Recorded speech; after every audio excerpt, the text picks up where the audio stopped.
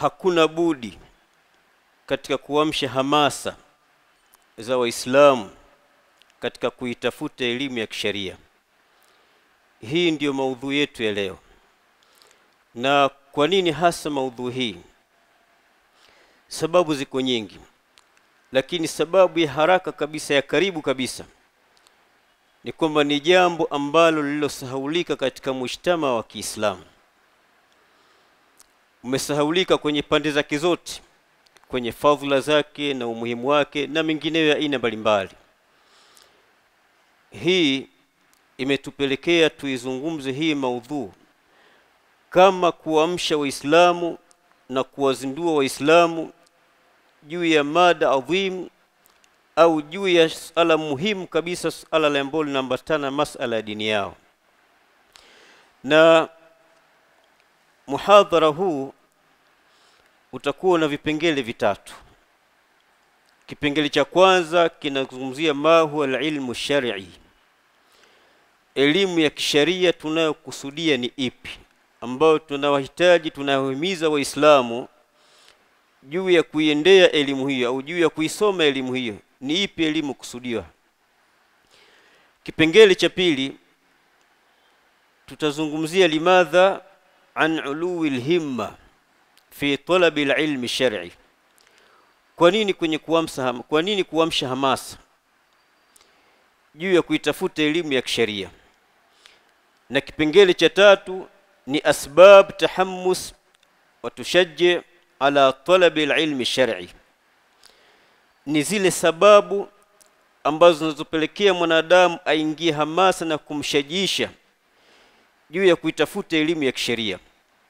Kwa hiyo vipengele vitatu hivi ndiyo maudhui yetu ambayo tukozungumza katika muhadhara huu, pamoja ya kuwa kila kipengele kina nukta zake za kuzungumzia, lakini almuhimu biikhtisari kwamba muhadhara wetu utakuwa na vipengele hivi vitatu vya msingi. Bila kupoteza wakati, ndugu zangu Waislamu, tukizungumzia elimu ya kisheria tunakusudia elimu ambayo iliyokuwa sahihi, ambayo machimbuko yake ni kitabu cha Allah subhanahu wa ta'ala na sunna za bwana Mtume Muhammad sallallahu alaihi wasallam, na kadhalika kwa kufuata njia ya wema waliotangulia, kwa jina maarufu wanaitwa salafu saleh, wema waliotangulia. Na ni elimu ambayo inampeleka mtu katika takwa Allah, yani mtu hawezi kufika katika takwa Allah illa bihadha al-ilmi shar'i, isipokuwa kwa elimu hii. Na kadhalika ndiyo elimu ambayo mwanadamu anatakiwa mara baada ya kujifunza elimu hiyo aifanyie kazi. Kwa hii ndiyo elimu ya kisheria ambayo tunayokusudia. Na elimu hii, ndugu zangu Waislamu, imegawanyika mafungu matatu. Fungu la kwanza, ma huwa wajibu aini ala kulli muslimin, ni fungu la ambalo ni wajib kwa kila Muislamu, mke au mume, kujifunza elimu hiyo.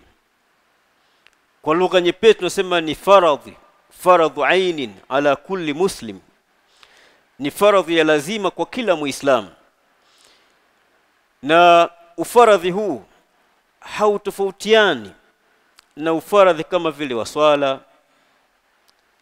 ufaradhi wa funga na haji kwa yule ambaye amefikia kwenye uwezo wa kwenda kuhiji, na zaka kwa yule ambaye amefika kwenye uwezo wa kutoa zaka. Hakuna tofauti juu ya ufaradhi wa ilmu hii ambayo tunayokusudia hapa ya kipengele cha kwanza. Nayo nini wanasema? Mfano ni kama vile Muislamu kujifunza elimu ya imani au ya nguzo sita za imani: al-imanu billah, al-imanu bil malaika, al-imanu bil kutubi, al-imanu bil rusuli, al-imanu bil yawmil akhir, al-imanu bil qadri khairi wa sharri. Hizi nguzo sita za imani hizi wanawachuoni walizia wanasema Muislamu ambaye amefika umri wa baligh kujifunza elimu ya hizi nguzo sita za imani ni jambo la uwajibu, kama vile ulivyokuwa uwajibu wa swala. Hakuna utofauti. leo muislamu tunasema kama hukuswali salatul maghrib unapata madhambi kwa sababu hujatekeleza wajibu ambao umewajibishwa na Allah subhanahu wa ta'ala. Kwa hiyo ndio hivyo wajibu ndio huu unahama kama hukusoma misingi ya kumwamini Allah tabaraka wa taala, al-imanu billah, al-imanu bil malaika, al-imanu bil kutubi, al-imanu bir rusuli, al-imanu bil yawmil akhir, al-imanu bil qadri khairi wa sharri. Hukuzisoma hizi nguzo imani sita hizi, maana yake kwa mujibu wa sharia ya Kiislamu wewe unahesabiwa unapata madhambi, na madhara yake makubwa yanayojitokeza kwa kutokusoma hizi nguzo sita za imani inapelekea sasa kubeba itikadi ambayo sio kwa sahihi, kwa sababu itikadi iliyokuwa sahihi inatokana na nguzo sita za imani. Hilo ni fungu la kwanza.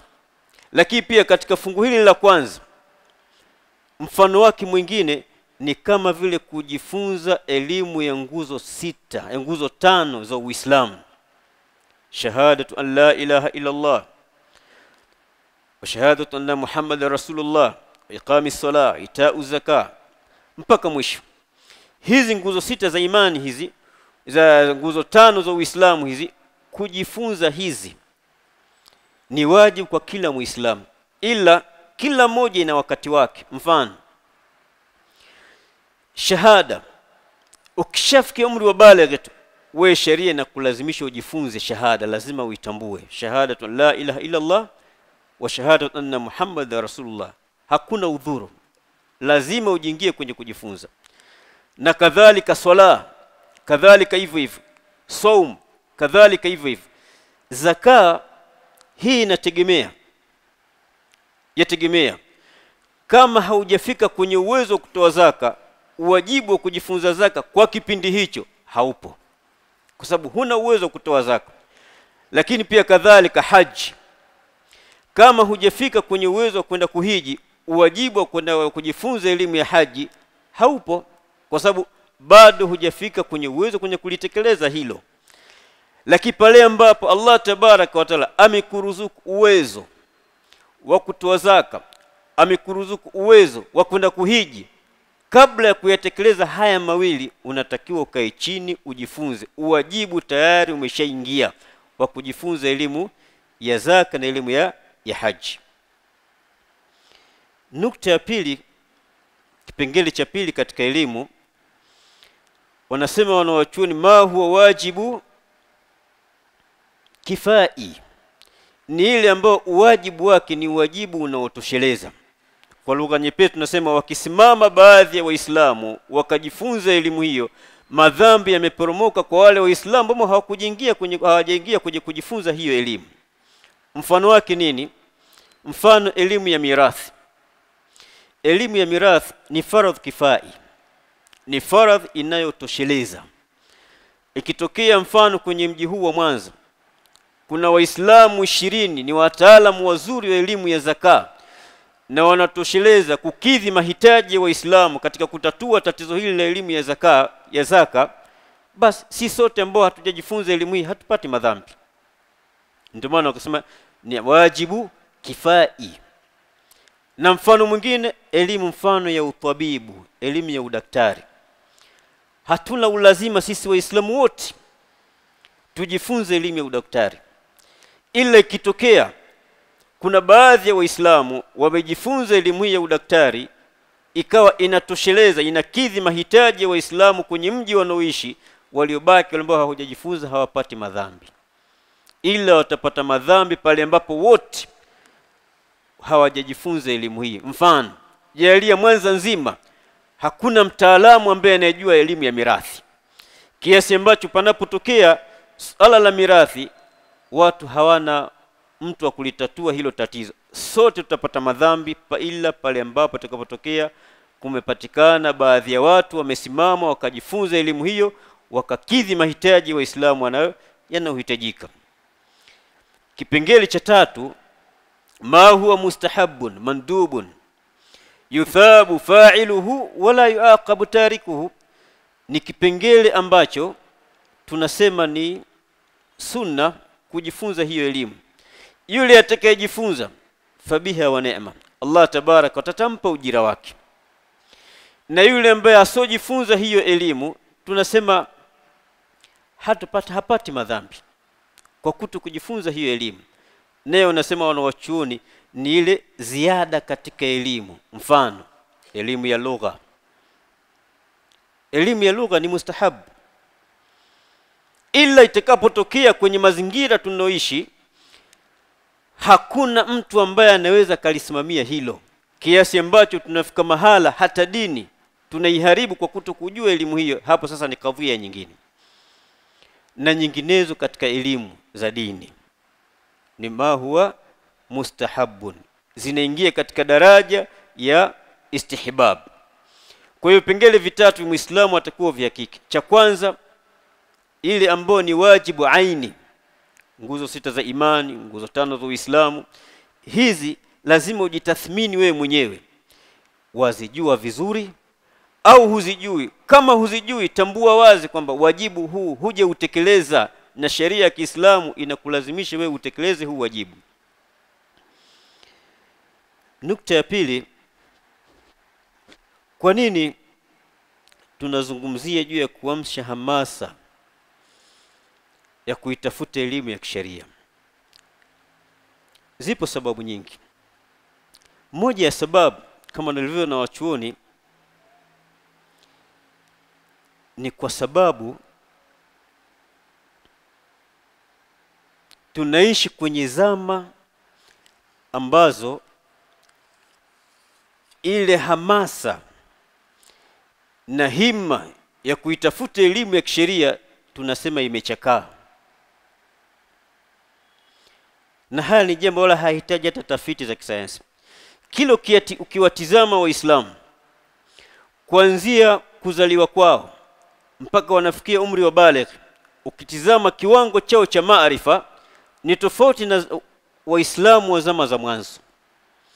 Waislamu wa zama za mwanzo utangulie zama za masahaba na zama za tabi'in na tabi'in, mtoto wa miaka 9 tayari ni mtu ambaye ni msomi. Qur'ani kwanza tayari iko kichwani na elimu nyinginezo aina mbalimbali. Lakini kwa sasa kumkuta mtoto wa miaka 9 amehifadhi Qur'ani, tunasema haya ni katika maajabu. Yani hatukutaraji kwamba kumkuta mtoto wa miaka 9 amehifadhi Qur'ani, ila tukimkuta tunashangazwa. Kulikoni huyu mtoto? Ana wazazi wa sampuli ya aina gani? Lakini pia hivyo hivyo kwenye kipindi hiki tunachoishi, kumkuta mzee wa miaka 60 anajua kusoma Qur'ani, pia katika maajabu. Lazima ujiulize, huyu mzee kazaliwa wapi? Kakulia wapi? Maisha yake yalikuwaje? Alikuwa na wazazi wa aina gani? Kwa sababu kwenye mazingira ya kawaida sio rahisi kumkuta mtu mzima wa sampuli hii anayejua kusoma Qur'ani. Ni kitu ambacho hakiwezekani. Bali acha mzee, hata kijana kwa sasa hivi, kijana miaka 17, 18, 20, 30, kumkuta anajua kusoma Qur'ani, hayo ni katika maajabu. Lazima utajiuliza, huyu kazaliwa wapi? Kaishi wapi? Kwa haraka haraka uweze ukapata jawabu, huyu kaishi Pemba, kaishi Tanga, kaishi Mombasa, ndio maana anajua kusoma Qur'ani. Kwa hiyo ukimkuta yuko hapa Mwanza anajua Qur'ani wa umri wa sampuli hiyo, maana yake lazima jawabu linakuja haraka, huyu ana wazazi wanaojitambua. Kwa hiyo tunaizungumzia kuamsha hamasa ya kuitafuta elimu ya kisheria, kwa sababu ile hamasa ya kuitafuta elimu ya kisheria tayari ishachakaa, ishaondoka kabisa katika jamii ya Waislamu, haipo kabisa.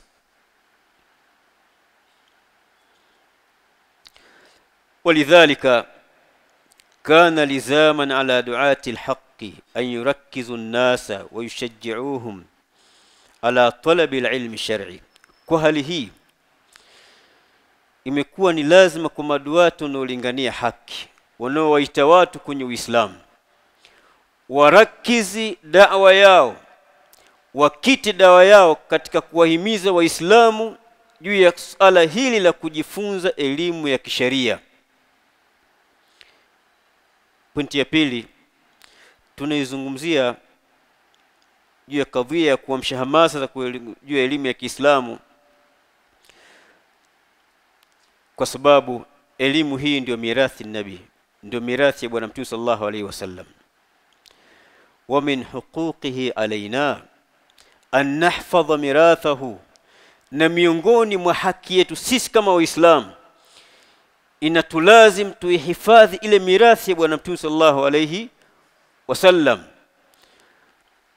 min adh-dhahabi wad-dhiya, kutokana na kuondoka na kupotea. Wala yakunu dhalika illa bi talabi al-ilmi shari, na hili la kuhifadhi hii mirathi ya bwana Mtume sallam haliwezi hili kukamilika ila kwa kuitafuta elimu ya kisheria. Pale ambapo unapokaa chini ukaisoma Qur'ani, ukasoma mafunzo ya bwana Mtume sallam, ukasoma aqwali za wanawachuoni, ahadithi ya bwana Mtume sallam, pale unahifadhi mirathi aliyoacha bwana Mtume sallallahu alayhi wasallam. Kadhalika tunaizungumza elimu ya kisheria liwujudi da'wati al-haddama wal firaq ad-dalla allati tad'u ila ihmali al-ilmi ash-shar'i. Tunaizungumza elimu ya kisheria kuhamasisha waislamu wakae chini wasome, kwa sababu katika makundi yaliyojitokeza katika umma huu wa Kiislamu yapo makundi yanawalingania watu juu ya kuipuuza elimu hii ya kisheria, na haya mimi binafsi nimeyashuhudia bilaini kwa jicho langu. Wanawazungumzia, wanawalingania waislamu waachane na kadhia ya kuisoma elimu hii, hasa katika ile asili yake. Hawazungumzi moja kwa moja, ila njia wanayopitia kwamba kuna ulazima gani wa kuisoma elimu hii ya dini kwa lugha ya Kiarabu wakati sisi ni Waswahili. Wanakuja kwenye njia hizo. Haya maneno unaweza kuyaona kwamba ni maneno ya sawa, lakini maneno haya sio mazuri. Kwa nini? Kwa sababu maraji nyingi za kidini zimeandikwa kwa lugha ya Kiarabu. Ukisoma dini kwa lugha ya Kiswahili kuna mahala utakwama, lazima ukwame tu. Kwa hiyo yapo makundi ambao kazi yao ni wakuwalingania watu walipuuzie jambo hili, na bali si kupuuzia tu, wanaendelea kuwalingania watu watilio muhimu mambo ambayo sheria ya Uislamu haikuwataka wao wayatilie muhimu. Kwa hiyo ndio utakuta mtu Muislamu yuko bize na shughuli zinazoambiwa kwamba ni shughuli za kidini, lakini ukitizama zile shughuli anazozifanya, sheria ya Uislamu haikumtaka yeye awe bize kwenye jambo hilo, avunje shughuli zake kwenye hilo jambo, bali ilimtaka sheria ya Uislamu avunje shughuli zake kwa kukaa chini aisome dini ya Allah subhanahu wa ta'ala, ili kila anachokifanya awe anakifanya ala basira, kwa uoni.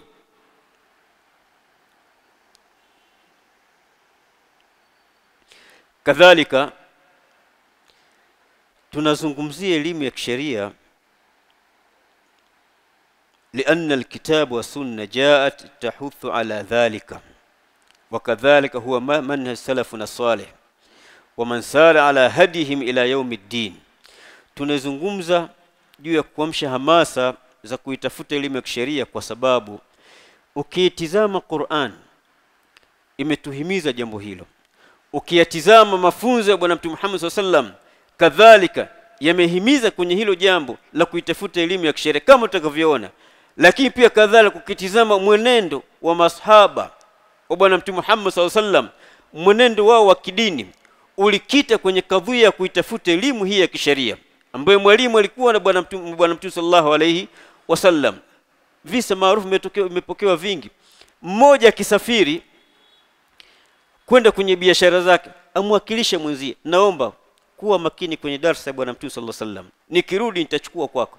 Hii ni kuonyesha kwamba walikuwa na ihtimamu kubwa katika kuifuatilia elimu yao ya Uislamu. Na hizi ndio sera za wale ambao watakofuata njia haki mpaka siku ya Kiyama.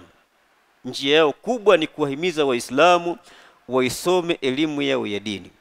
Lakini pia kadhalika tunazungumzia juu ya kadhia ya elimu ya kisheria liijadi shabab almuslim almutahammisin lilamali. Leo tukitizama umma wa Kiislamu, vijana wengi wamehamasika kwa kuyatenda matendo ya Uislamu, yale ambayo Allah tabaraka wa taala kayafaradhisha, vijana wengi wanafanya, na haya tunashuhudia kwenye macho yetu. Sasa hivi tumeswali magharibi, umma ulioswali hapa ni umma mkubwa, kuonyesha kwamba hawa wana hamasa ya kufanya ibada, wana hamasa kumwabudu Mola wao, wana hamasa kuitafuta pepo ya Allah tabaraka wa taala. Hawa vijana hawa au wingi wa watu wa sampuli hii, kama wataachwa wamwabudu Allah tabaraka wa taala bila ilmin, hatutengenezi bali tunaharibu. Narudia tena, umma huu wa Kiislamu, umma hawa vijana jinsi walivyohamasika juu ya kadhia ya kuyatenda matendo ya Uislamu, ikiwemo swala, funga, zaka na mengineyo ya aina mbalimbali, wakiachwa wabaki hivi hivi bila ya kujifunza ilmu shar'i, elimu ya dini yao, bila ya kuyafanya haya matendo kwa misingi ya kielimu, hawa tunawaharibu. Tunawaharibu. Kwa nini? Kwa sababu ndugu zangu Waislamu, asli ya ibada hizi zinakuza imani. Asili ya ibada zinakuza imani, na ndio maana ukitizama imani katika kwa Ahlusunna wal Jamaa, wanaamini kwamba al-imanu yazidu wa yanqus, yazidu bitaa wa yanqus bil ma'siyah. Imani inazidi na inapungua, inazidi kwa taa, lakini pia imani inapungua kwa maasiya. Kwa hiyo mtu anapokuwa analazimiana na masjid, analazimiana na kufanya ibada ya swala, ibada ya funga, ibada ya zaka, ibada ya haji bila ilmin, huyu maana yake imani yake itapanda. Imani ikipanda mahala pasipo na ilmu, sio imani sahihi, sio imani sahihi. Huyu mtu wa sampuli hii ambaye afanye ibada bila ilmi, wakati wowote aweza akafanya tukio mpaka mkaja mkashangaa. Aweza akafanya tukio mpaka mkaja mkashangaa. Kwa nini afanye hili tukio?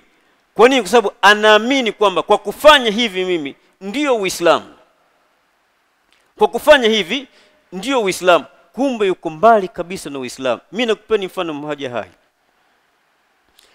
Matukio yalofanywa na makhawariji nchi hii, asili ya watu wale sio wasomi wa dini, lakini watu ambao wameshikamana na ibada, swala, funga, zaka, wameshikamana na ibada vizuri kabisa, lakini kwa kutokuwa na ilmu wakaja wakayafanya matukio makubwa. Kwa ibada bila elimu inatengeneza kitu kibaya. Lazima Muislamu jiepushe. Fanya ibada, lakini kuwa mstari wa mbele katika masala ya kujifunza.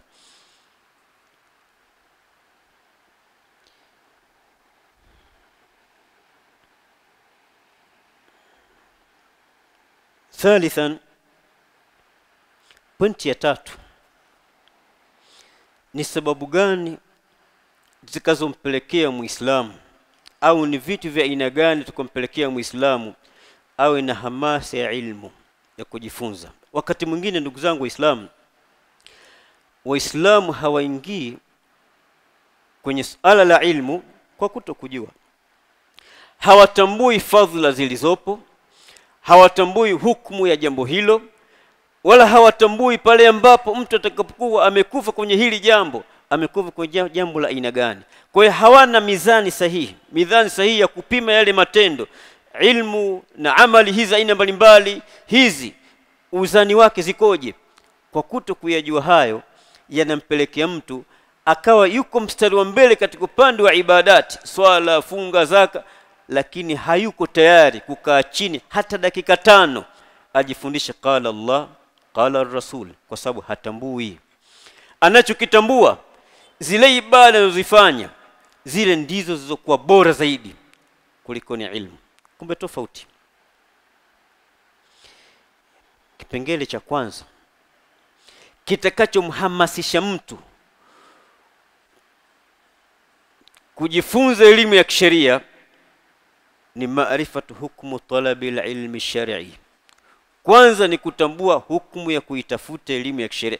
Kama tulivyoelezea katika ilmu shari, kuna ambayo ni wajibu aini ala kulli muslim, ni wajibu ya ulazima kwa kila Muislamu.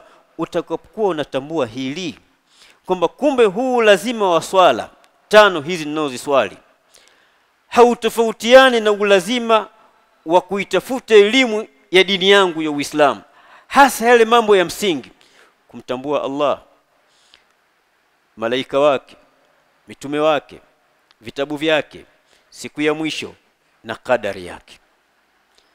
Unapolitambua kwamba kumsoma Allah subhanahu wa ta'ala ni katika mambo ya wajibu kama ilivyokuwa wajibu wa swala, huwezi kutekeleza wajibu wa swala ukawacha wajibu huu, kwa sababu hautofautiani.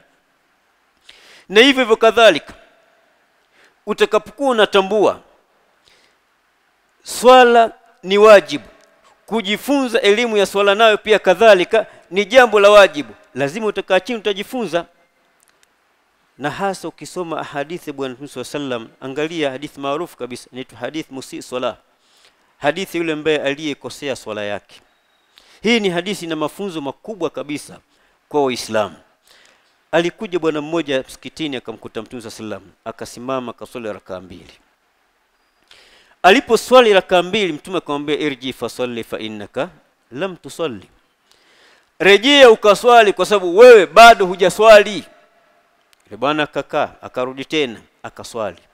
Akaja kwa Bwana Mtume sallam, Mtume akamrudia tena, irji fasalli fa innaka lam tusalli, rejea ukaswali kwa sababu wewe bado hujaswali. Akarudi mara ya tatu, kuja kwa Mtume, Mtume akarudia neno hili, irji fasalli fa innaka lam tusalli. Aliporudi kwa Bwana Mtume kwa mara ya nne, ndo akamwambia Bwana Mtume, siwezi kufanya vizuri zaidi ya hivi nilivyofanya. Maana anahitaji sasa maelekezo kutoka kwa Rasulullah sallallahu alayhi wasallam. Na kweli Mtume sallam akaanza kumwelekeza, ukisimama simama hivi, ukirukuu hivi, ukisujudu sujudu hivi, mpaka mwisho wa swala. Amechukua ilmu ya swala kutoka kwa Bwana Mtume sallallahu alaihi wasallam. Hapa tunapata ibra, tunapata mafunzo kwamba kumbe hata hii swala tunaoiswali inahitaji ilmu. Hii tunaoiswali hii inahitaji ilmu. Katika swala kuna mambo ambayo tunasema ni arkanu swala, kuna mambo ambayo ni wajibati swala. Haya kila moja lina hukumu yake kisheria. Mfano, ukiacha nguzo katika nguzo za swala ambazo ni 14, swala imebatulika kwa hali yoyote, iwe ni kwa kusahau au kwa makusudi, mpaka utakapoileta. Sasa kwenye huu wachaji wa hii nguzo hii, ukishaiacha kuna mazingira ambayo tayari Uislamu ushakuwekea kutoka kwa Mtume sallam. Ukiacha hili unatakiwa ufanye 1 2 3, na ukiacha wajib min wajibati swala kadhalika unatakiwa ufanye 1 2 3. Hii ni ilmu, tena ni ilmu adhim, Waislamu wanatakiwa wajifunze.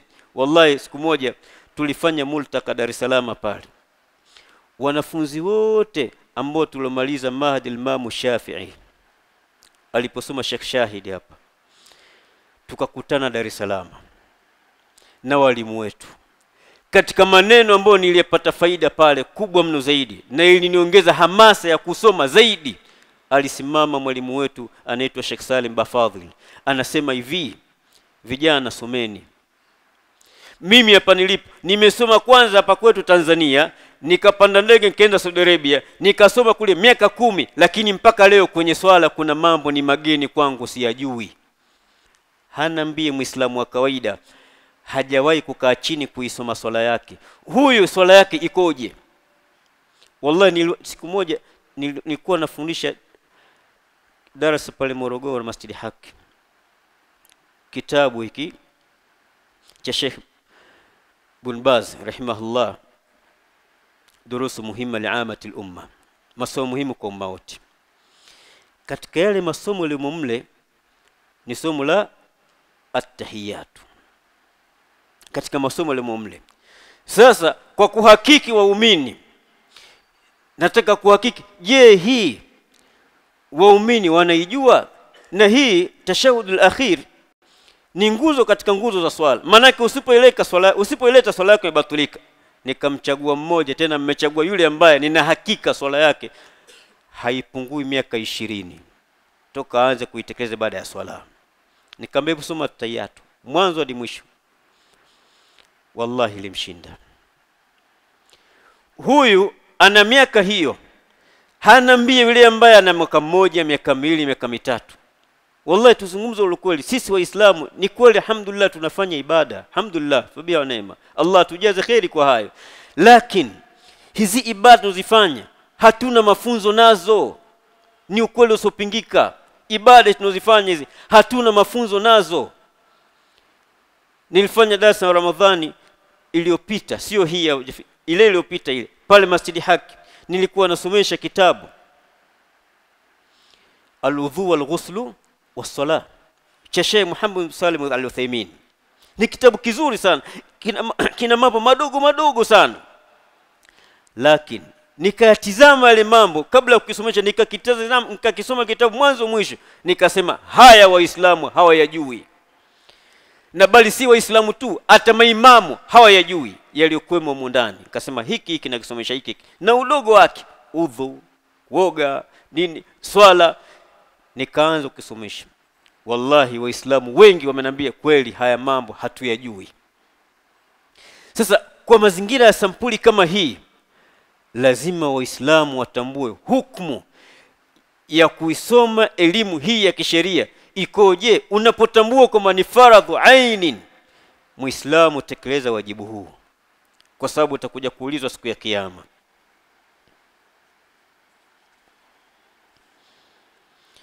Lakini kadhalika katika mambo ambayo yanazidi kuamsha hamasa katika kuitafuta elimu ya kisheria, maarifatu fadhlul ilmi wal ulama wa ajru talabul ilmi shar'i, ni kule kutambua fadhila ya ilmu hii ambayo tunawahamasisha waislamu wajifunze. Je, ina fadhila gani? Lakini pia na kule kutambua fadhila za ulama, wale ambao wamekaa chini wakajifunza elimu hii, wana kipi wanakipata kwa Allah tabaraka wa taala, wana ubora gani kwa Allah subhanahu wa ta'ala, na ujira ambao unaopata yule ambaye anajifunza elimu ya kisheria. Haya muislamu kiyatambua, yanakuongezea wewe hamasa katika kuitafuta elimu ya kisheria. Imekuja hadithi katika Sahih Muslim na Sahih Bukhari, hadithi ya bwana Mtume Muhammad sallallahu alaihi wasallam pale aliposema, man yuridillahu bi khairan yufaqihuhu fi din. Hadithi maarufu sana, ni maneno machache kayazungumza Rasulullah sallallahu alaihi wasallam. Yule anayetakiwa khairi na Allah humpa ufahamu wa dini, humpa utambuzi wa dini.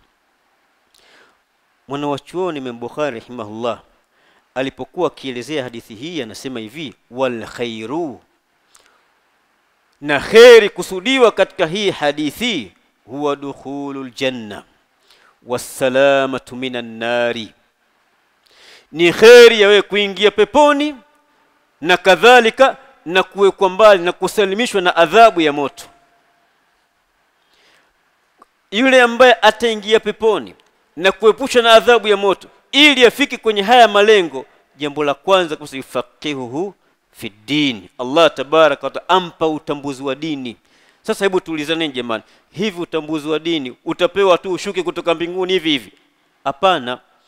Ukiona msikitini kuna darasa watu wasoma, hata kama umeanza alifu, kajiunge. Alifu itakwenda mtafika mbali. Wallahi kuna babu mmoja mimi namtoleaga mfano sana, Allah mrahamu, ashafariki yule mzee, ni Msukuma yule mzee, ni mtu huku Mwanza. Anasema yeye ni Msukuma hawa Wanyantuzu. Kwa maelezo yake anasema asili yetu sisi hatuna dini kabisa, kwa maelezo yake. Lakini dini kaipataje?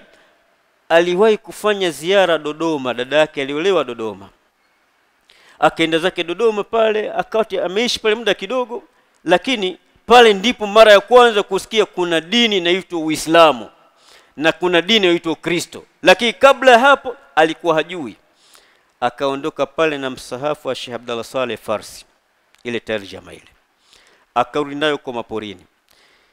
Bahati nzuri Allah amemjalia kusoma, anaweza kusoma. Ikawa soma, lakini mwisho yote imani kamjia. Akatoka huko aliko, akanambia sijui kaja wilaya gani, nimeshaisahau. Akaja pale akasilimu. Aliyemsilimisha ni bwana mmoja ambaye ni mtu wa Tanga, alikuwa mwalimu pale. Aliposlimu akamwambia yule bwana, sasa huku nataka nihame, nataka niende Tanga niende nikajifunze dini. Na kweli yule bwana akatoka mguu mosi mpaka Tanga. Afika Tanga, bahati mbaya yule kijana alimuelekeza kijini kwao. Alipomwelekeza kijini kwao, akajikuta kule kijijini kama unavyojua hali za vijijini. Yeye sasa ndio kama ndio shekhe, watu wamuuliza maswali yeye. Akaona hapa nitaangamiza dini yangu hapa. Hapafai mimi kuishi hapa. Ndipo alipokuja Tanga mjini. Alipokuja Tanga mjini akachukuliwa na mzee mmoja anaitwa Mwenye Magari. Yule mzee alikuwa jirani yetu, jirani na Mahdi Imam Shafi. Akaja pale hapo kabla Imam Shafi haijafunguliwa. Tuko pale tunahifadhi Qur'an. Akaja pale tukaanza kumsomesha alifu kwa kijiti. Kaanza kusoma, wallahi yule mzee hamwezi amini.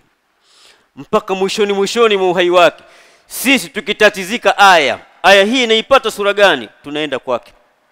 Hii aya inapatikana sura gani? Anakuambia nenda Maida aya fulani. Ule mulazama wake na kitabu cha Allah tabaraka wa taala umekuwa ni mkubwa kwa kiwango cha juu zaidi, pamoja kuwa ameanza kuisoma dini na utu uzima. Kaanza kuisoma dini na utu uzima, lakini innamal a'malu binniyat. Nia yake ilikuwa ni thabit. Kuna kitu anakitafuta na kweli kakitafuta, amekipata. Yule bwana hajawahi kurudi kwao mpaka mauti akamfika. Nakumbuka alifariki mwezi wa Ramadhani. Kaswali la asri, arudi nyumbani kwake kujipikia iftari, anakuja kuiswali magharibi, aanguka njiani afariki. Asubuhi watu wanamzika. Nukta yangu ya msingi ni nini? Hakuna gumu Waislamu kwenye jambo la elimu hiyo. Uislamu hakuna gumu, kila kitu ni chepesi. Wakati wote ukiamua wewe kujifunza dini yako, wallahi Allah subhanahu wa ta'ala atakujalia utaijua bila shaka ino yote. Kwanza utakuwa ujipime kiwango chako kwenye Qur'ani kikoje. Waweza kufungua Qur'ani na ukasoma? Huwezi. Hapa weka alama na tatizo hili la usomaji wa Qur'ani. Jipime kiwango chako kwenye itikadi yako. Hizi nguzo 6 za imani na nguzo 5 za Uislamu, hizi unazijua? Swala yako unaijua vizuri? Hujui? Weka hapa alama, hapa kuna tatizo hapa, watakulitatue ile kabla Allah tabaraka wa taala hajichukua nafsi yako. Na hivi na vipengele vingine na vingine na vingine. Ukijiweka katika utaratibu huo, miaka yako ni miwili, umetoka hatua moja kwenda hatua nyingine, tayari unazidi kusonga mbele. Kwa hiyo Sheikh anasema wal khairu huwa dukhulu janna wa salamatu minan nari. Khairi inayokusudiwa Mtume sallam aliposema yuridillahu bi khairan faqihu fi din, khairi inayokusudiwa ni khairi ya kuingia peponi na kusalimika na adhabu ya moto. Kama uhitaji Allah tabaraka wa taala akuweke mbali na adhabu ya moto, wallahi tafuta majalisi dhikri, majalisi ilmi, zitafute majalisi hizo, Allah atakuepusha na moto. Na kadhalika kama unahitaji Allah tabaraka wa taala aende akakuingize katika pepo yako, usigurike na swala yako wala usigurike na funga yako. Tafuta majalisi za ilmu, kakae chini jifunze. Unatafuta njia iwe nyepesi wewe kwenda peponi. Angalia hadithi ya bwana Mtume Muhammad SAW, hadithi ambayo haina shaka juu sahihi wake, na ni katika ahadith ambazo tunasema ni ahadith maarufu zinazojulikana na Waislamu wote. Sidhani kama kuna Muislamu mwenye kutekeleza baada ya swala hadithi hii haijui. Kila mmoja ijua, kashaisikia, imma kwenye mimbari za Ijumaa au kwenye durusi na zina mbalimbali au kwenye mihadhara za aina mbalimbali, kashaisikia, si mara moja si mara mbili, lakini mushkili kwenye kuifanyia kazi. Mtume sallallahu anasema man salaka tariqan yaltamisu fihi ilman sahala Allahu lahu bihi tariqan ila aljanna. Mwenye kuifuata njia atafuta katika njia hiyo ilmu hii ya kisheria hii, qala Allah qala ar-rasul. Mtume sallallahu anasema Allah humfanyia wepesi, humwepesishia njia kwenda peponi kwake, na kwa nyepesi, sio ngumu. Njia kwenda peponi kwa mtu ambaye amekaa chini kujifunza dini ya Allah tabaraka wa taala, huyu kwake njia sio ngumu, ni nyepesi. Mtume sallallahu hakuishiria hapo, akasema wa innal malaikata la tadha ajnihataha li talibil ilm ridhan bima yasna. Na hakika malaika hawa wanashusha mbawa zao kwa yule ambaye amekaa chini kwa kujifunza elimu, ishara ya ridhaa kwa kile kitendo anachokifanya. Hakuishiria hapo, na Mtume sallallahu akaendelea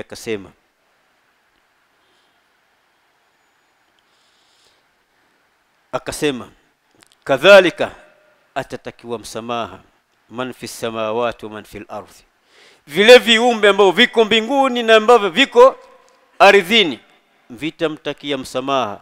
Mtume alipotaja ardhi hakuishiria hapo, akaweka wazi zaidi, asema hatta alhitan fil ma, mpaka wale samaki ambao nyinyi muona wako baharini wale wamtakia msamaha huyu mtu ambaye ameamua amekaa chini umri wake au malize sasa, naye asoma ajifunza Uislamu, huyu viumbe wanamtakia msamaha kwa Allah, ya Rabbi msamehe, ya Rabbi msamehe.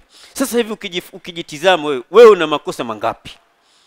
Kumbe njia nyepesi tu ya wewe kusamehewa makosa yako ni wewe kuamua ukaa chini kujifunza dini ya Allah subhanahu wa ta'ala.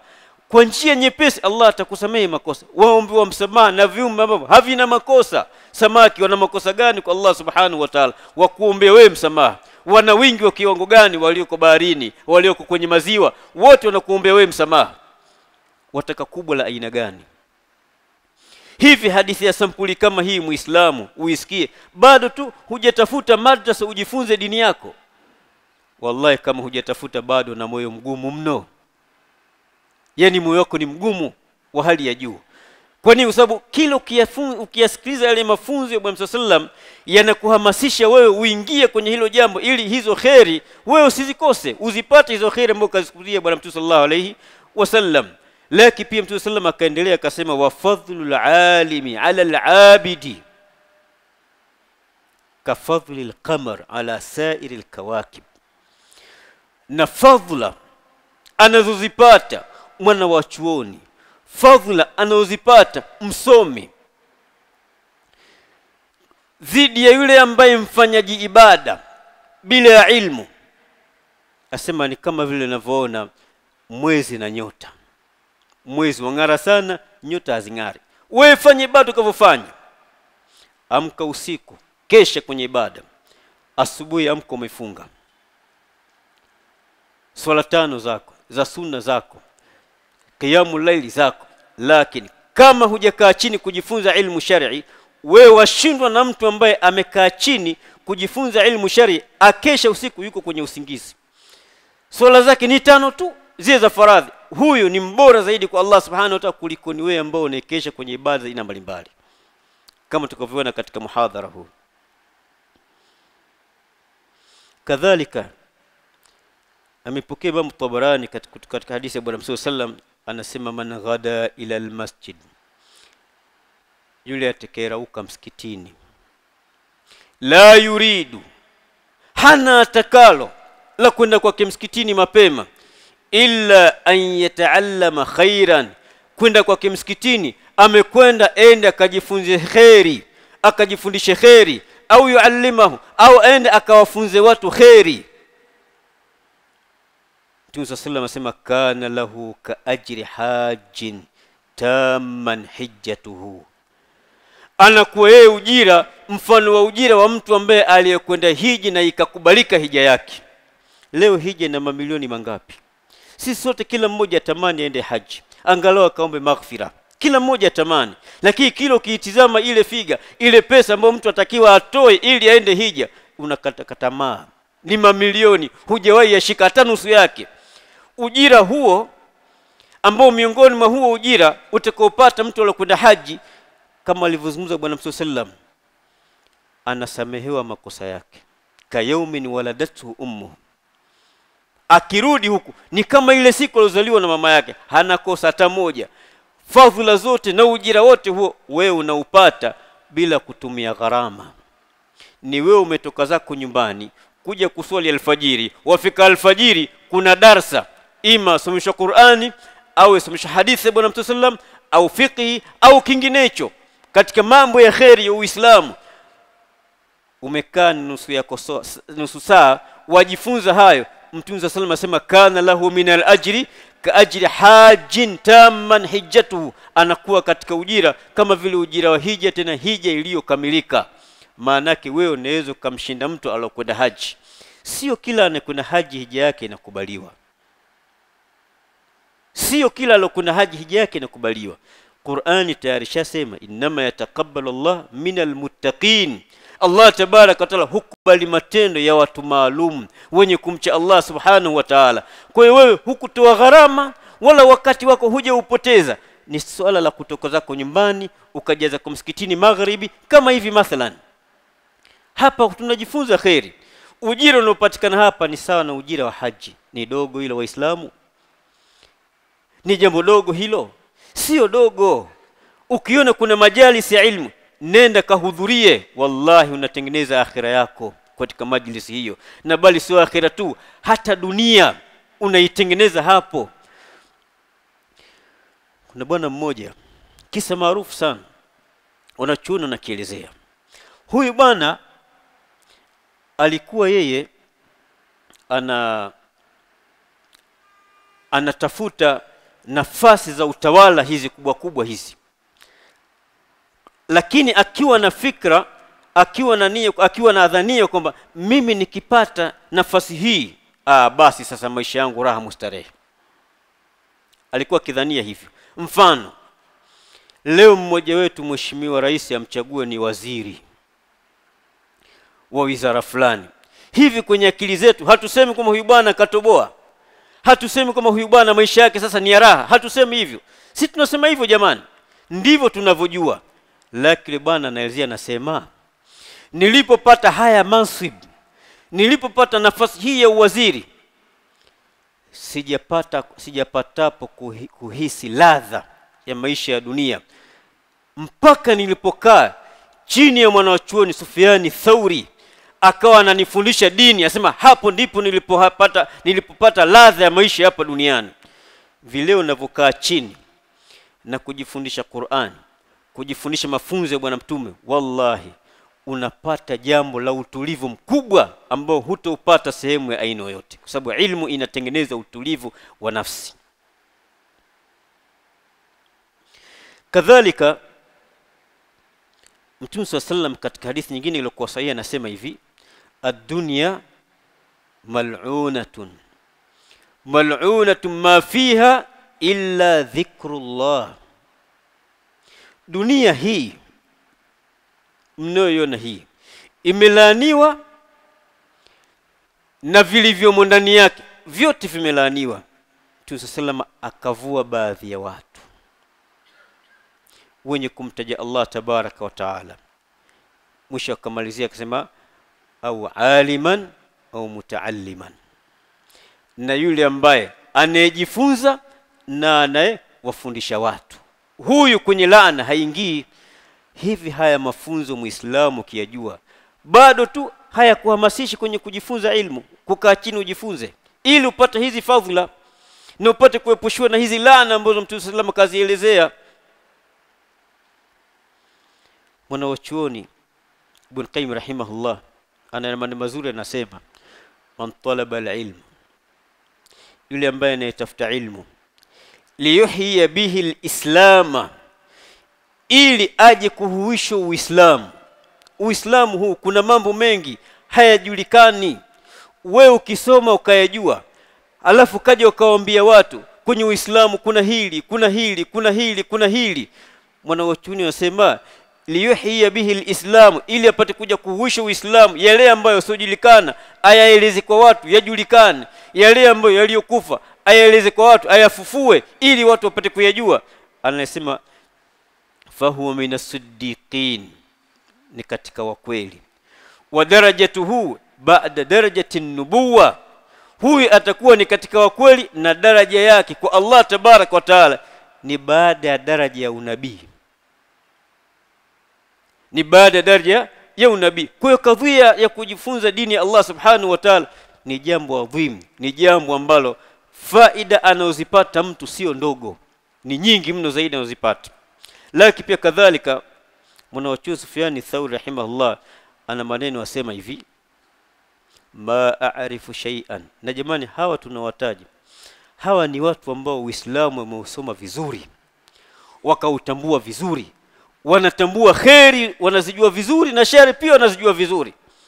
Anasema hivi, ma a'rifu shay'an afdalu min talabi alhadith, sijapatapo mimi kujua kitu ambacho ni bora zaidi kulikoni mtu kukaa chini na kutafuta ilmu ya hadithi. Qala Rasulullah sallam, ni jambo ambalo ni bora, yani hakuna ambalo linafika kwenye ubora wa hili.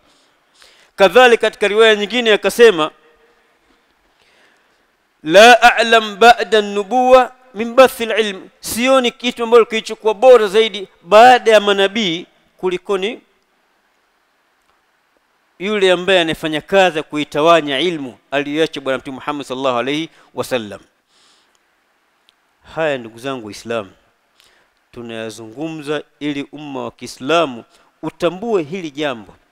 Vile ukiona wenzio wamekaa kwenye majlisi ya ilmu wanajifunza, lazima utambue pale nini wanapata, lazima utambue.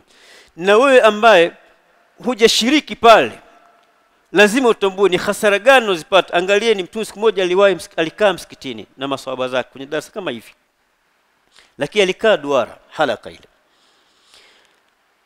wakaingia watu watatu. Hadithi maarufu sana hivi. Walipoingia watu watatu, wawili wakaenda kwenye majlis, mmoja akaenda katika majlis ya Bwana Mtume sallam, akakaa katafuta nafasi kajichomeka pale. Alafu mwingine akakaa nyuma ya ile halaka ya Bwana Mtume sallam. Alafu mmoja katoka zake. Mtume kaendesha darasa yake mpaka mwisho. Mnajua alichokisema? Aliwaambia masahaba, ala ukhbirukum an thalathati nafarin, nisikupeni habari juu ya hawa watu watatu walioingia?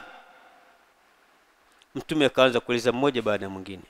Ama huyu ambaye amekuja kuingia kwenye majlisi hii amepata mfano wa kile mnachokipata nyie, na yule ambaye alikaa nyuma Allah akamuonea haya, na kuna alichokipata, hajatoka patupu.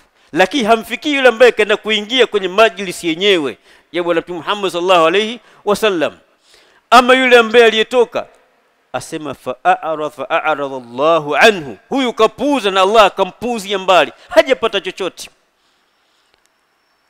Haya ni mafunzo tunatakiwa sisi Waislamu tuyatambue. Hizi majalis zinazopatikana misikitini zina kheri kubwa mno zaidi ambayo Mtume sallam katuelekeza. Angalia hadithi nyingine. Mtume siku moja anaelezea, anasema, ni hadithi kursi kama sijasahau,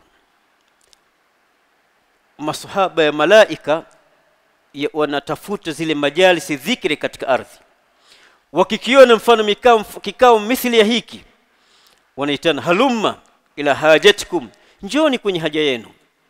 Malaika wanakusanyikana pale, halafu wanachukua zile habari wanazipeleka kwa Allah tabaraka. Allah atawauliza, wananitaka nini watu hao?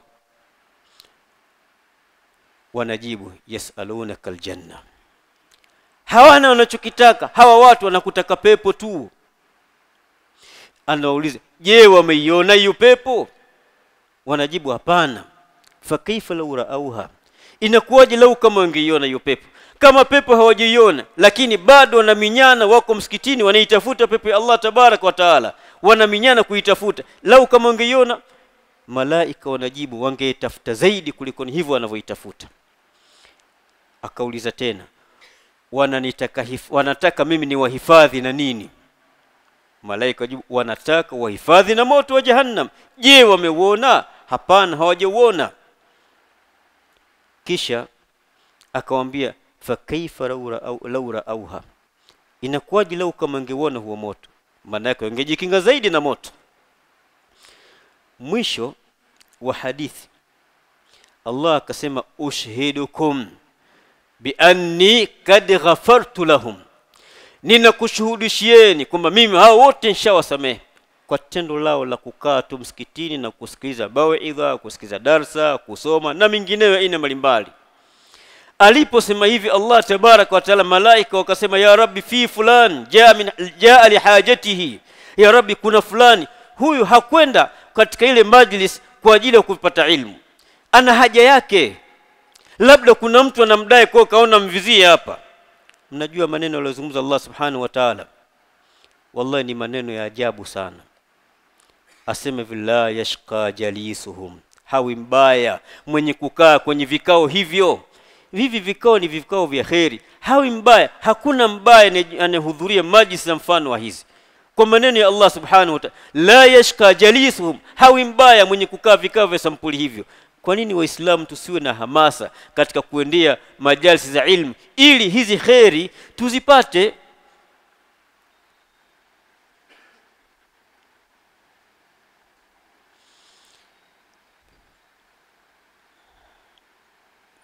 Kadhalika ndugu zangu Waislamu, katika mambo ambayo yanatushajiisha kujifunza elimu hii ya kisheria na tuwe na hamasa nayo hasa,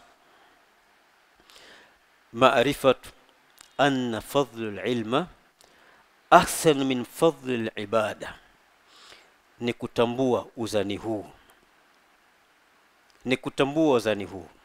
Fadhila elimu ni kubwa zaidi kuliko ni fadhila za ibada. Haya maneno naomba mielewe vizuri. Fadhila ya ilmu ni kubwa zaidi kuliko ni fadhila ya ibada. Ujira anaopata yule ambaye amejikita kwenye kujifunza ilmu hafikii ujira wake na yule ambaye anayekesha usiku na kufanya ibada ya swala, na wala hafikii ujira wake na yule ambaye anafunga funga za sunna, hapitwi na hata moja. Ayyamul bidh anafunga, funga ya Daud anafunga, Jumatatu na Alhamis anafunga. Huyu pamoja na jitihada zake zote hizi za ibada hizi za sunna hizi, hawezi kumfikia yule ambaye amekaa chini asoma alif ba ta tha, hawezi kumfikia. Huyu ujira wake kwa Allah ni mkubwa. Na hayo ni maneno ya Bwana Mtume sallallahu alaihi wasallam pale aliposema fadhlul ilmi ahabbu ilayya min fadhlil ibadata, fadhila inayopatikana kwenye ilmu inapendeza zaidi kwangu mimi kuliko ni fadhila iliyopatikana kwenye ibada ambazo watu wanamwabudu Allah subhanahu wa ta'ala. Katika riwaya nyingine Mtume sallallahu akasema fadhlul ilmi khairun min fadhlil ibada, fadhila ya ilmu ni bora zaidi kuliko ni fadhila ya ibada anazozipata mwanadamu, anazoziabudu mwanadamu. Kwa hiyo Muislamu anatakiwa utambue uzito wa haya matendo. Kujifundisha ni tendo, kujifundisha dini, kusoma dini ni tendo katika amali za khairi. Kutekeleza baada ya swala za sunna hizi, rawatibu hizi, qiyamul layli, funga za sunna hizi, haya nayo ni matendo. Lazima utambue kwamba matendo haya mawili haya, lipi ambalo la mzidi mwenzie? La ilmu linamzidi mwenzie. Hicho kitu tambua kwa maneno ya Bwana Mtume Muhammad sallallahu alayhi wasallam. Angalia mwanachuoni Hasan al-Basri rahimahullah, katika wanachuoni wa tabi'in, anasema hivi: li an ata'allama baban min al-ilmi fa u'allimahu musliman, kukaa chini mimi nikajifunza mlango wote katika milango ya ilmu kwa lengo nije nimsomeshe Muislamu mlango huo. Anasema hivi: ahabbu ilayya min an takuna lidunya kulliha fi sabilillah, kulikoni dunia yote hii, hizi mali zote ambazo zinaonekana duniani ziwe ni za kwangu alafu nzitoe katika njia ya Allah. Hii naona amali hii bado ni ndogo sana, kulikoni nikajifundisha kitu katika ilmu ya dini halafu nikaa nikamsomesha mtu kitu kile ambacho nimejifunza. Si ndio Mtume sallallahu alayhi wasallam anasema khairukum man ta'allama alqur'ana wa 'allamahu, mbora wenu ni yule ambaye atakaa chini akajifunza Qur'ani kisha akawafunza watu Qur'ani hiyo. Huyu ndiye mbora aliozungumza Bwana Mtume Muhammad sallallahu alayhi wasallam. Jamani, hivi huu bora sisi hatuuhitaji? Leo kuna waislamu wangapi hawajui Qur'ani? Ni malaini minal muslimin hawatambui Qur'ani kabisa, wala hawana hata ile ndoto kwamba atakuna siku atashika masaf asome Qur'ani. Hana ndoto hiyo kabisa kwa sababu hajui. Kwa nini wewe usijikite katika kujifunza ilmu hii ya kisheria ili angalau kesho na shukutwa na wewe una waislamu wawili umekaa ukawafunza hii Qur'ani na wakaijua, ukaingia kwenye huu bora aliozungumza bwana Mtume sallallahu alayhi wasallam, khairukum man ta'allama al-Qur'ana wa 'allamahu. Mbora wewe ni yule ambaye atakayejifunza Qur'ani na wakawafunza watu.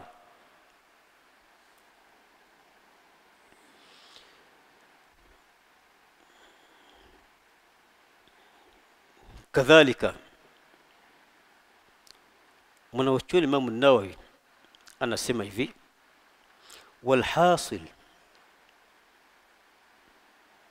annahum muttafiqun, kiufupi wanachuoni wote wanakubaliana, wa zamani na wa sasa wote wanakubaliana, anna al-inshighal bil ilmi afdalu min ishtighal binawafil sawmi was-salah. Kule kujishughulisha na ilmu, kujishughulisha na kuisoma dini ni jambo bora kulikoni kujishughulisha na funga za sunna, kulikoni kujishughulisha na swala za sunna na mengineyo katika zile ibada ambazo sio wajibu. Asema wanawachuoni tunakubaliana hili ni bora. Kisha akatoa sababu, asema lianna al-ilma tabqa faidatahu wa atharahu. Kwa nini? Kwa sababu elimu hii, watu wanaojifunza hii, faida yake inabaki, lakini pia faida yake, athari yake inaendelea kubaki mara baada ya mtu kufariki. Hivi mtu mathalan amekufa, ana wanafunzi 20 kawasomesha Qur'ani wakaijua vizuri, huyu athari yake haibaki? Si hawa watasoma Qur'ani, kila akisoma Qur'ani yeye yuko kaburini apata ajira kwa Allah subhanahu wa ta'ala, kwa mujibu wa hadithi ya Bwana Mtume sallam. Kwa hiyo athari inabaki. Lakini haya niambie, wewe ulikuwa unaminyana na swala za sunna, funga za sunna, kwenye ilmu umeweka pembeni, huna habari na ilmu. Hivi ukifa kuna athari itakayopatikana kwenye swala yako ya sunna? Mafishi, hakuna kitakachopatikana. Kuna athari itakayopatikana kwenye funga yako ya sunna? Hamna kitu. Mimi niliwahi kumwambia bwana mmoja, rafiki yangu mmoja, na nilikusudia hasa kumwambia, ilikuwa ni siku ya kuamkia katika siku nyeupe hizi. Sasa huyu ikawa anamhamasisha kufunga, bwana kesho mwezi 13, kwa jitahidi bwana kufunga kesho. Yule anayehamasishwa mimi namjua vizuri, ni mtu ambaye anafanya kazi TRA, mambo ya ilmu kwake ni baina al-mashriq wal maghrib. Pale kaambia la, usimhamasishi mwenzio mambo hayo, ni jambo la khairi, lakini ipo khairi zaidi unatakiwa muhamasisha kai chini aisome dini ya Allah, qala Allah qala Rasul. Hili ni bora zaidi kuliko ni hilo unamhamasisha wewe, kwa sababu akisoma qala Allah qala Rasul akaijua Qur'ani hii, akijua hii akamsomesha mtu, athari yake itaendelea kubaki. Na bali hata kama hakumsomesha mtu, kaisoma yeye mwenyewe tu akaifanyia kazi, athari itaendelea kubaki baada ya kufariki.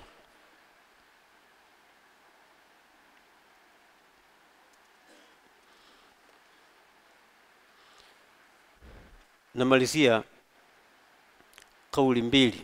Mmoja ni kauli ya mwanachuoni Ad-Darar bin Amri rahimahullah, katika wanachuoni wa zamani.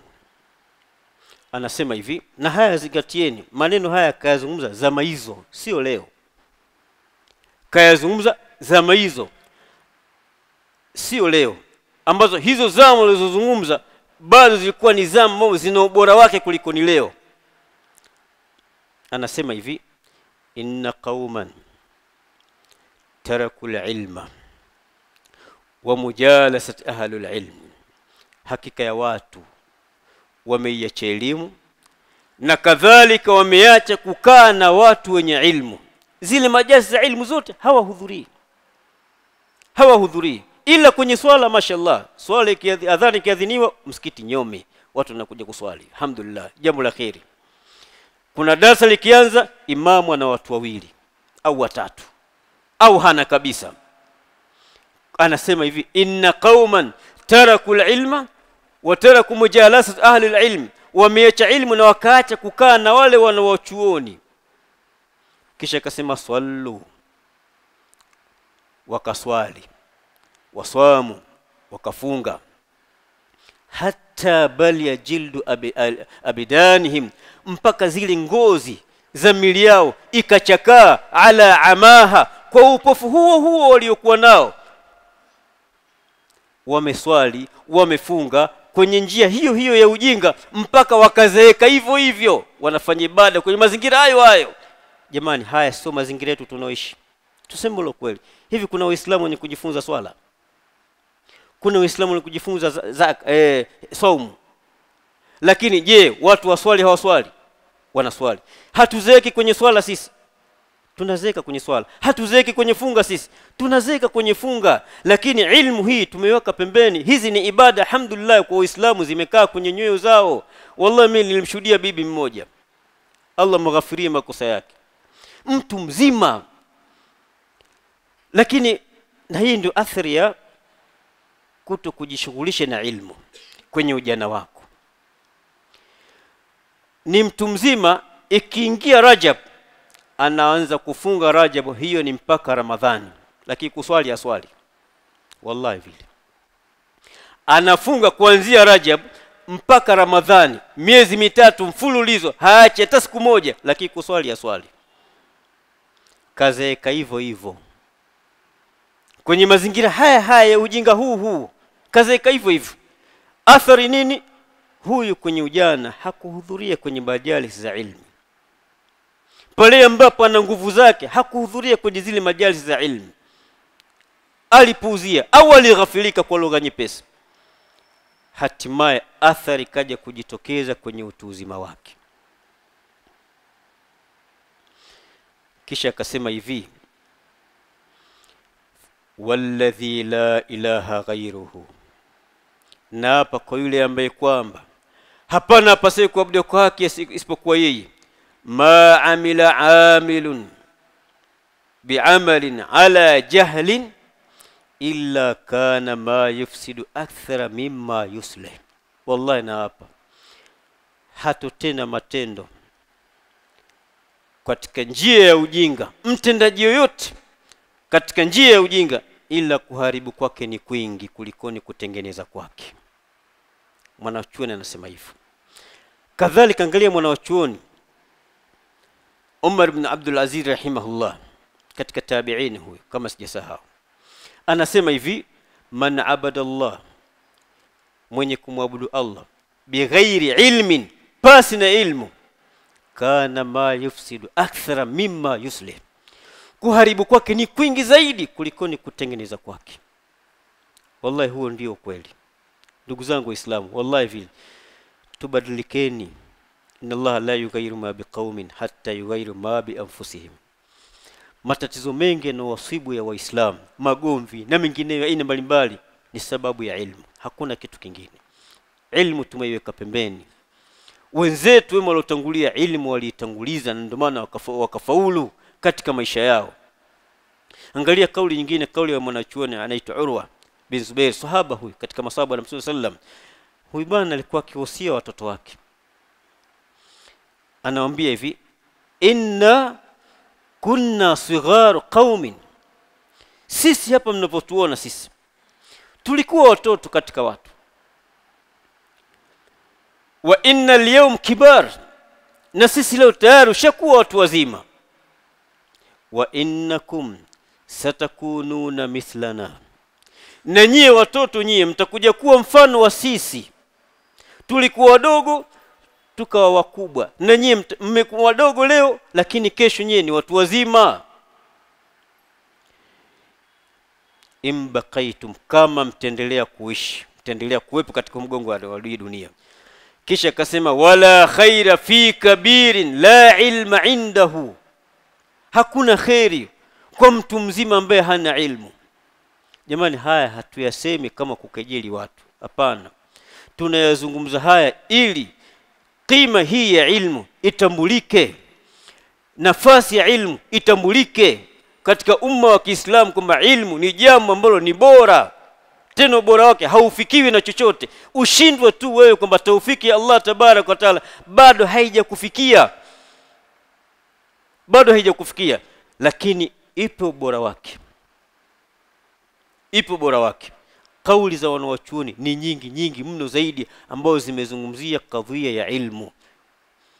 Lakini yote hayo ni kwa sababu yale ambayo yanayopatikana kwenye ilmu wanawachuoni na tambua, ndio maana wakazungumza sana.